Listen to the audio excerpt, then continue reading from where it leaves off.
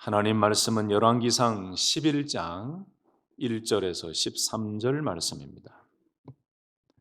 열왕기상 11장 1절에서 13절 말씀을 제가 봉독하도록 하겠습니다. 성경책 다 찾으셔서 열왕기상 11장 1절에서 13절 말씀. 솔로몬 왕이 바로의 딸 외에 이방의 많은 여인을 사랑하였으니 곧 모압과 암몬과 에돔과 시돈과 헷 여인이라. 여호와께서 일찍이 이 여러 백성에 대하여 이스라엘 자손에게 말씀하시기를 너희는 그들과 서로 통혼하지 말며 그들도 너희와 서로 통혼하게 하지 말라. 그들이 반드시 너희의 마음을 돌려 그들의 신들을 따르게 하리라 하셨으나 솔로몬이 그들을 사랑하였더라. 왕은 후궁이 700명이요 첩이 300명이라 그의 여인들이 왕의 마음을 돌아서게 하였더라. 솔로몬의 나이가 많을 때에 그의 여인들이 그의 마음을 돌려 다른 신들을 따르게 하였으므로 왕의 마음이 그의 아버지 다윗의 마음과 같지 아니하여 그의 하나님 여호와 앞에 온전하지 못하였으니 이는 시돈 사람의 여신 아스다롯을 따르고 암몬 사람의 가증한 밀곰을 따름이라. 솔로몬이 여호와의 눈앞에서 악을 행하여 그의 아버지 다윗이 여호와를 온전히 따름같이 따르지 아니하고 모압에 가증한 그모스를 위하여 예루살렘 앞 산에 산당을 지었고 또 암몬 자손의 가증한 몰록을 위하여 그와 같이 하였으며 그가 또 그의 이방 여인들을 위하여 다 그와 같이 한지라. 그들이 자기의 신들에게 분향하며 제사하였더라. 솔로몬이 마음을 돌려 이스라엘의 하나님 여호와를 떠남으로 여호와께서 그에게 진노하시니라. 여호와께서 일찍이 2번이나 그에게 나타나시고 이 일에 대하여 명령하사 다른 신을 따르지 말라 하셨으나 그가 여호와의 명령을 지키지 않았으므로 여호와께서 솔로몬에게 말씀하시되 내게 이러한 일이 있었고 또 내가 내 언약과 내가 네게 명령한 법도를 지키지 아니하였으니 내가 반드시 이 나라를 네게서 빼앗아 내 신하에게 주리라. 그러나 내 아버지 다윗을 위하여 내 세대에는 이 일을 행하지 아니하고 내 아들의 손에서 빼앗으려니와 오직 내가 이 나라를 다 빼앗지 아니하고 내 종 다윗과 내가 택한 예루살렘을 위하여 한 지파를 내 아들에게 주리라 하셨더라. 아멘, 아멘. 오늘도 하나님께서 주시는 평강의 하루가 되시기를 축복합니다. 오늘도 새벽에 나오셔서 하나님 앞에 엎드리는 여러분 너무너무 귀하고 또 감사합니다. 열왕기상 11장은 열왕기상 전체의 말씀뿐만 아니고 이 성경 전체 말씀 속에서 굉장히 중요한 전환점을 보여주는 말씀입니다. 어떻게 보면 솔로몬 통치의 종말을 보여주는 말씀이라고 해도 될 것 같은데요. 단순히 한 왕 솔로몬의 타락의 이야기가 아니고 통일 왕국이 이제 분열되어지는 분기점을 보여주는 아주 귀하다는 것은 우리에게 도전이 된다는 말씀이죠. 또 엄청난 귀한 교훈이 있는 말씀입니다. 이 열왕기서 말씀 중에 특별히 11장이 중요한 이유는 하나님의 언약대로 하나님의 복으로 하나님의 약속대로 왕이 된 솔로몬이 이제 하나님의 말씀을 배반하고 우상 숭배의 길로 들어서는 모습이 나오기 때문에 정말로 우리에게 주는 하나님의 메시지는 큽니다. 열왕기상 11장은 성경 신학, 성경의 역사적인 부분에서도 굉장히 중요합니다. 하나님 나라의 언약의 관점, 하나님의 그 언약의 메시지의 관점에서도 이 11장은 굉장히 중요합니다. 그래서 11장은 한마디로 말씀드리면 이 놀랍고 놀라운 솔로몬의 지혜와 부귀와 영화와 영광의 통치가 이제 무너져 버려요. 그리고 이 북이스라엘과 남유다로 분열되어지는 그 이야기의 시작이 되는 스토리가 오늘 말씀입니다. 그러니까 이 놀라운 영광에서 하나님의 심판으로 전환되어지는 메시지가 오늘 11장에 나오는 말씀입니다. 이 11장에는 크게 5가지 내용으로 되어 있습니다. 첫 번째는 1절에서 8절 말씀, 오늘 우리가 읽은 본문 중에 또 들어가는데 솔로몬의 타락한 모습이 나타나요. 그리고 9절에서 13절 말씀에는 하나님께서 그 타락한 모습을 보시고 진노하시죠. 또 심판하시겠다고 선언을 하십니다. 그리고 14절에서 25절은 하나님께서 대적들을 일으키세요. 거기 보면 하닷이다, 르손이다, 여로보암이다, 대적들을 일으키시는 말씀이 나오고 26절에서 40절은 아히야를 통하여 예언하시는 하나님의 메시지가 나옵니다. 이 통일 왕국이 이제는 분열되어진다는 것을 말씀하세요. 그리고 마지막에 41절, 43절은 솔로몬이 40년간을 다스리고 죽는 그 말씀이 나오고 그의 아들 르호보암이 왕위에 오르는 그런 이야기가 이 11장의 마지막에 나오는 말씀입니다. 자, 여러분, 그러면 이런 11장이 나오는 전체 내용 중에 몇 가지 내용, 핵심적인 말씀을 살펴보고 하나님께서 우리에게 주시는, 각자에게 주시는 그 음성을 듣기를 바라는데요.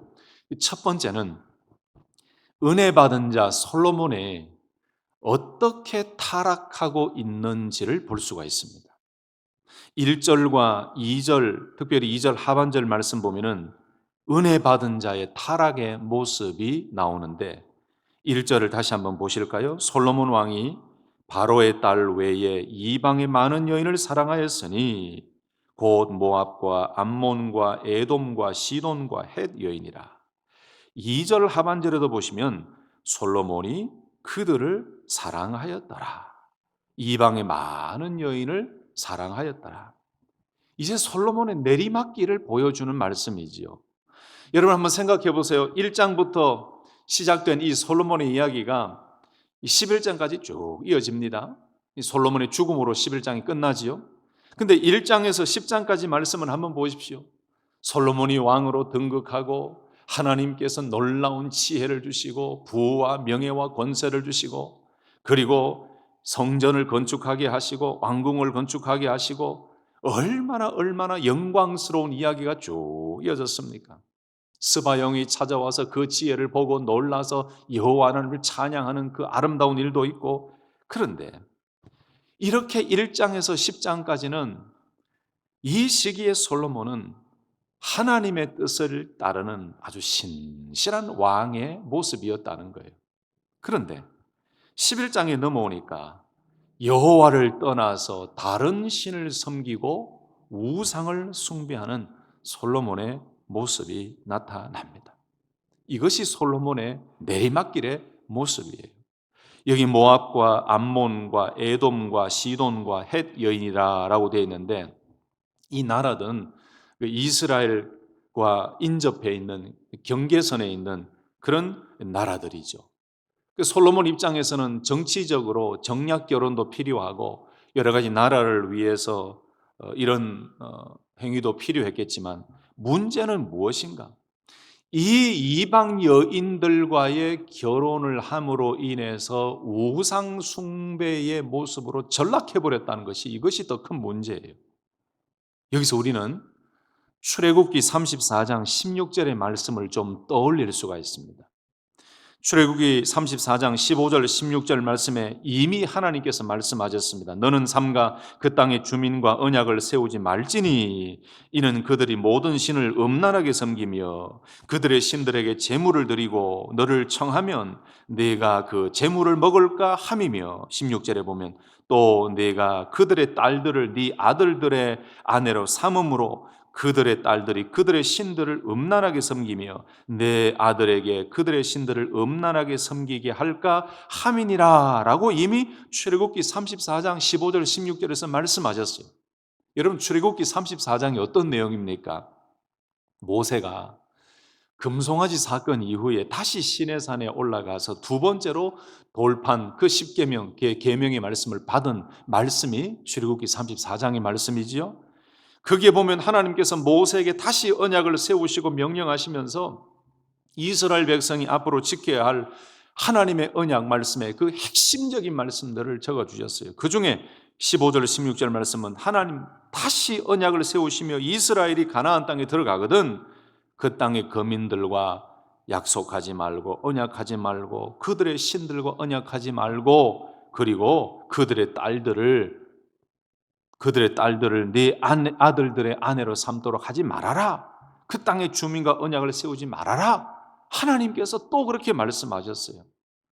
그러니까 가나안 족속의 이방 여인들과 혼인하지 말아라, 통혼하지 말아라, 결혼하지 말아라. 이것은 결국 그들의 신들을 음란히 섬기게 되는 일로 넘어가기 때문에 하나님께서 이방 신앙과의 혼합을 단호히 금지하셨던 말씀이 출애굽기 34장 15절 16절 말씀이죠. 자, 그러면 이 출애굽기 34장 15절 16절과 오늘 말씀인 열왕기상 11장 2절의 이 솔로몬의 행동과 연결시켜 본다면 여러분 어떻게 우리가 이해할 수 있겠습니까? 바로 출애굽기 34장에 나왔던 그 경고의 말씀이 오늘 열왕기상 11장 2절에 나온 솔로몬의 행동으로 그 말씀이 어겨져 버려요. 그 말씀에 순종하지 않는 솔로몬의 타락의 모습으로 드러났다는 것입니다. 여러분, 이렇게 솔로몬이 바로의 딸 외에 이방의 많은 여인을 사랑한 결과 후궁이 700명이고 첩이 300명이었다라고 3절에 말씀하지요. 이 솔로몬의 마음을 돌아서게 했다. 3절 말씀 보니까 그의 여인들이 왕의 마음을 돌아서게 하였더라. 여러분, 이게 문제예요. 솔로몬의 마음이 이방 출신의 여인들에게로 기울어졌다. 이것은 솔로몬이 여호와 하나님을 떠났다 이 의미예요.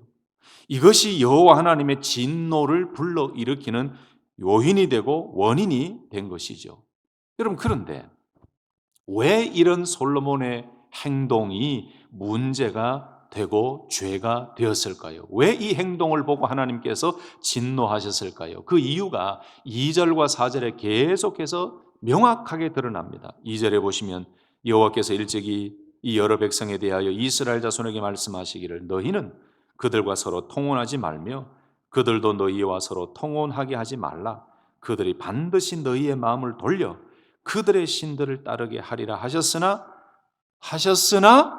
그 뒤는 뭐라고요? 솔로몬이 그들을 사랑하였더라. 하나님의 명령을 어기고 솔로몬이 그들을 사랑하였더라. 4절에도 솔로몬의 나이가 많을 때에 그의 여인들이 그의 마음을 돌려 다른 신들을 따르게 하였으므로 왕의 마음이 그의 아버지 다윗의 마음과 같이 아니하여 그의 하나님 여호와 앞에 뭐하지 못했다고요? 온전하지 못하였으니. 이것이 문제예요. 이것이 하나님께서 솔로몬을 타락의 죄의 원인으로 본 것이죠. 근데 여러분, 이 4절 말씀 보니까 4절 시작할 때 솔로몬의 나이가 많을 때에 어디서 많이 보던 또 말씀 아닙니까? 제가 얼마 전에도 말씀드렸는데 어디서 많이 보던 말씀 아닌가요? 이 말씀 보면 열왕기상 1장 1절이 떠올라야 됩니다. 1장 1절 시작을 어떻게 했습니까? 다윗 왕이 나이가 많아 늙으니 이불을 덮어도 따뜻하지 아니한지라 그랬죠.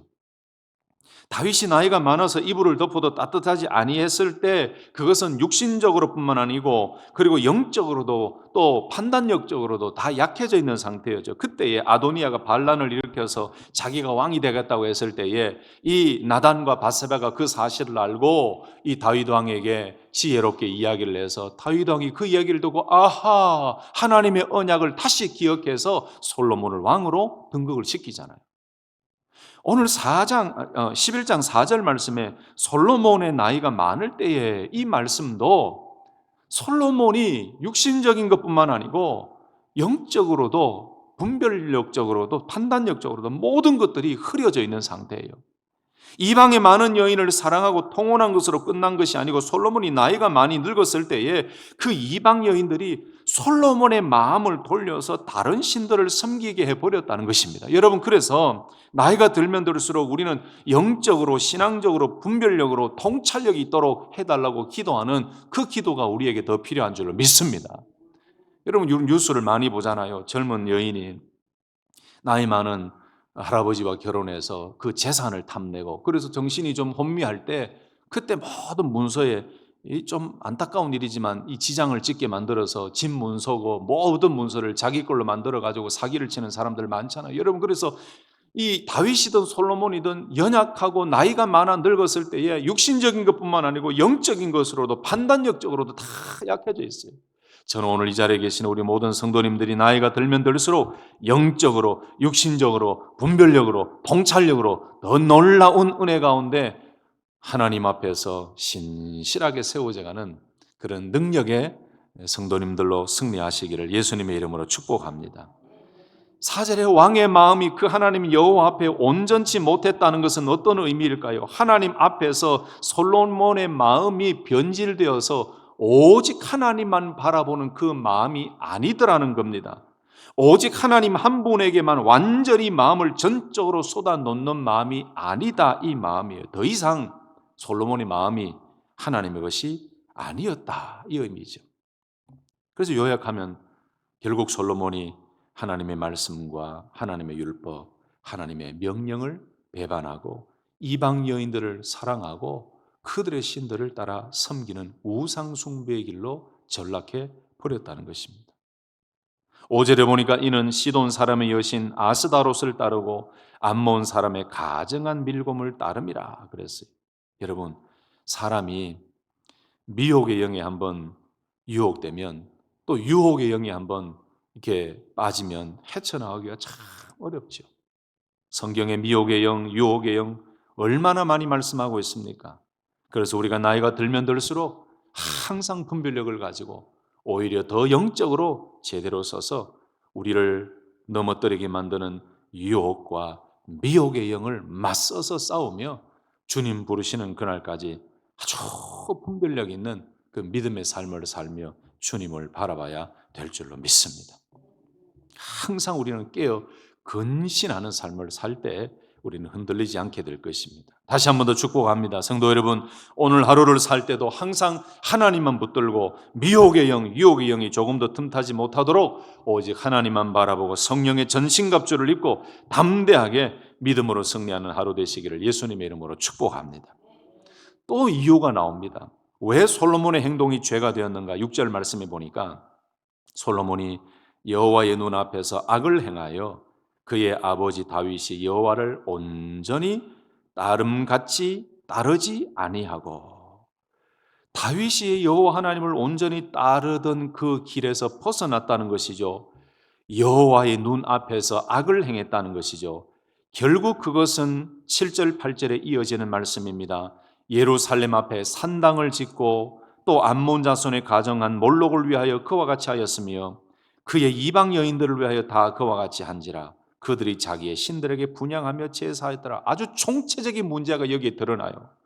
우상 숭배를 위해서 산당을 짓고 이방 여인들과 같이 우상에게 분향하고 제사를 하고 완전히 이 솔로몬의 마음이 하나님에게서 돌아서 버린 거죠. 완전히 떠나버린 거지요.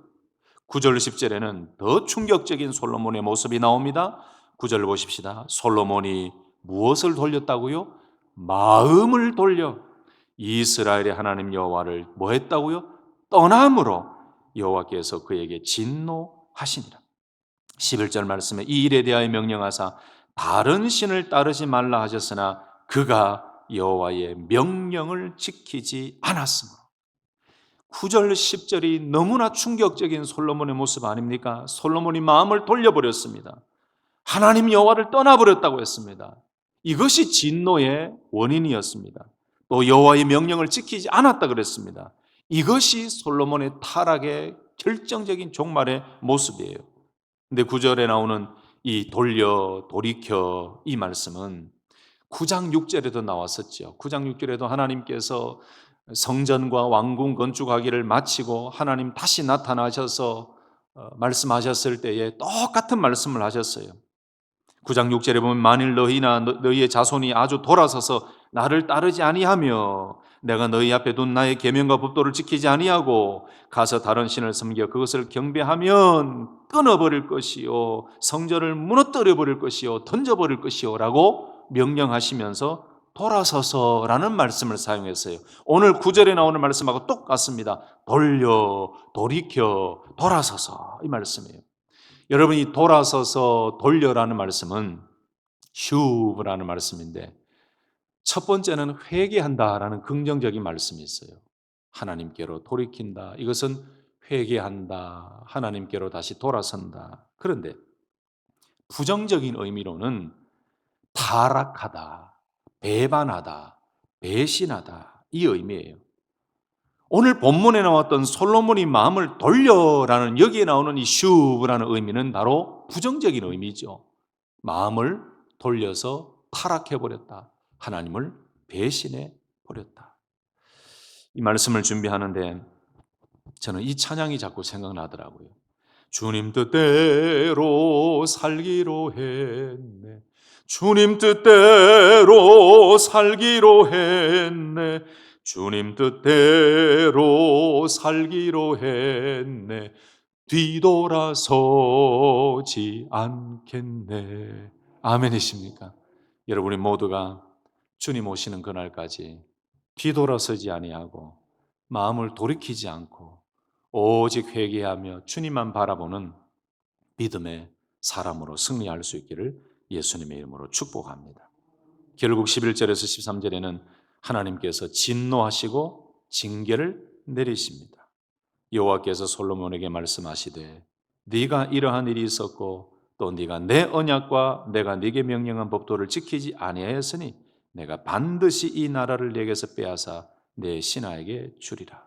결국 이 11절 이후의 말씀 보면은 이제 이 분열이 되어진다는 예언의 말씀이 있고 마지막에는 솔로몬이 죽게 되는 말씀으로 이 11장 말씀이 끝납니다. 여러분, 오늘 말씀을 통해 하나님께서 여러분들에게 주시는 메시지는 음성 11장은 하나님의 은혜를 받은 자 솔로몬이 어떻게 타락하게 되는지, 어떻게 타락의 모습으로 전락되어 가는지를 우리에게 잘 보여주고 있습니다.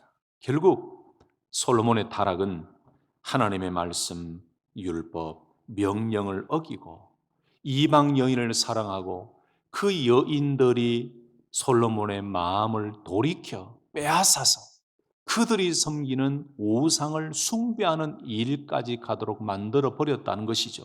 이것은 이미 출애굽기 말씀에서 하나님께서 명령하신 것인데 솔로몬은 그 명령을 지키지 아니하고 우상 숭배 길로 타락해 버렸다.